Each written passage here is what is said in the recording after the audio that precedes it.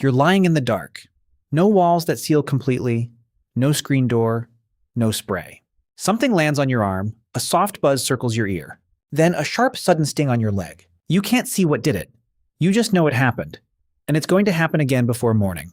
You probably think insect bites are a minor summer annoyance, something you deal with once a season and forget about. For most of human history, that assumption would have gotten you sick, or worse. This wasn't occasional, it was nightly. A constant, unwinnable feeling negotiation with a world absolutely full of biting, stinging insects. Mosquitoes, wasps, fire ants, ticks. All of them relentless. All of them capable of causing real pain, swelling, infection, or disease that could kill you. So let's talk about what ancient humans actually did about it. Because the answer isn't nothing. The answer is stranger, older, and more impressive than you'd expect. Start with a plant you've probably stepped on without noticing.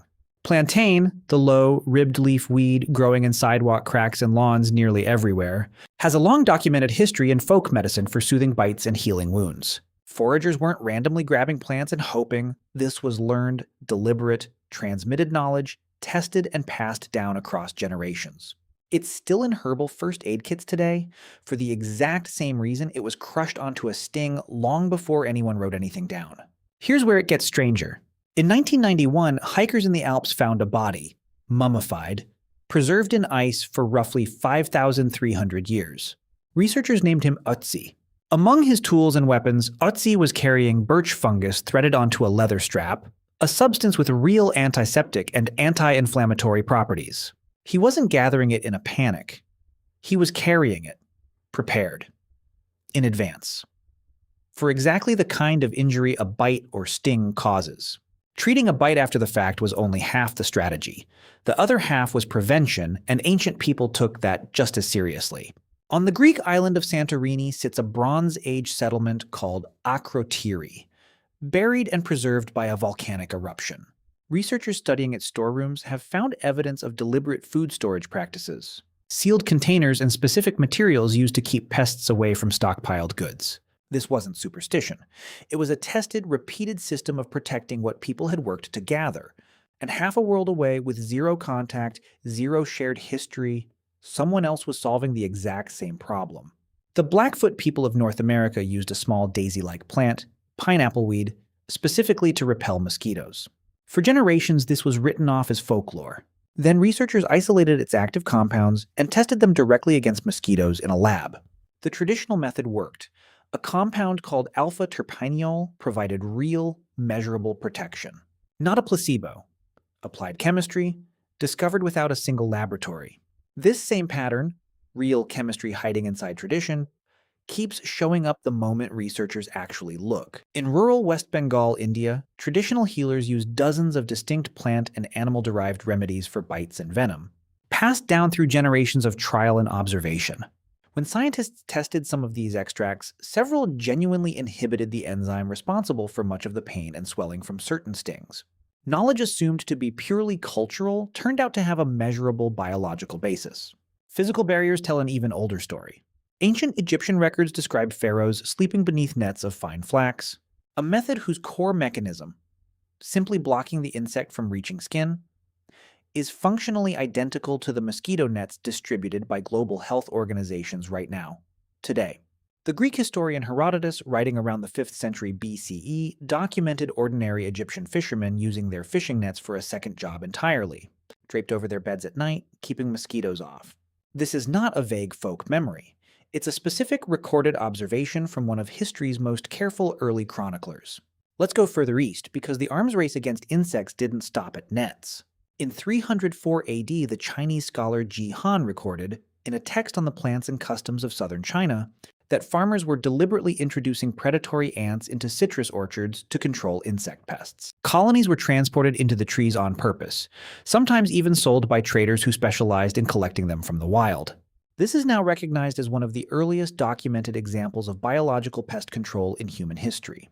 A working, tested system centuries before anyone had a word for ecosystem, let alone biological control. Smoke itself became a tool everywhere humans settled near standing water. Communities across the ancient world, from river valleys to marshland settlements, are documented burning specific plant materials known to be unpleasant to insects. Not for warmth, not for cooking, but purely to fill a dwelling with smoke that discouraged biting insects from entering. Then there's the strangest entry on this list. Around 400 BCE, the Greek physician Hippocrates, the same man credited as the father of modern medicine, wrote about the seasonal surge of fevers connected to swamps and marshland. He didn't know what a mosquito-borne pathogen was. He couldn't have. But he noticed the pattern, and he noticed it mattered where people settled relative to standing water. That observation, made with no microscope, no germ theory, nothing but careful watching, sits at the root of an idea that took another 2,000 years to fully prove. Move to the Americas, and the strategy shifts again, adapted to a completely different environment. Indigenous communities across the Amazon basin developed one of the most direct solutions on this list. They simply covered themselves in it. A resin from the copal tree, along with certain plant oils, was rubbed onto exposed skin.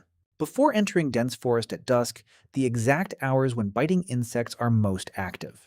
Ethnobotanists working with these communities in the 20th century tested some of these traditional preparations in controlled conditions and found measurable repellent activity, not folklore dressed up as medicine, but a working formula refined over unknown generations of trial and error in one of the most insect-dense environments on Earth.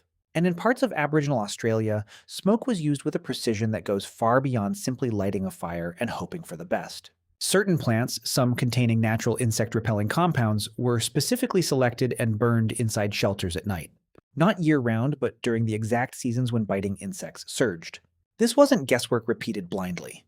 It was a calendar, held in memory, passed from person to person, matching a specific remedy to a specific threat at a specific time of year, refined over an almost incomprehensible stretch of time in one of the harshest and most insect-heavy environments humans have ever settled. Here's what should stop you. None of these groups were in contact.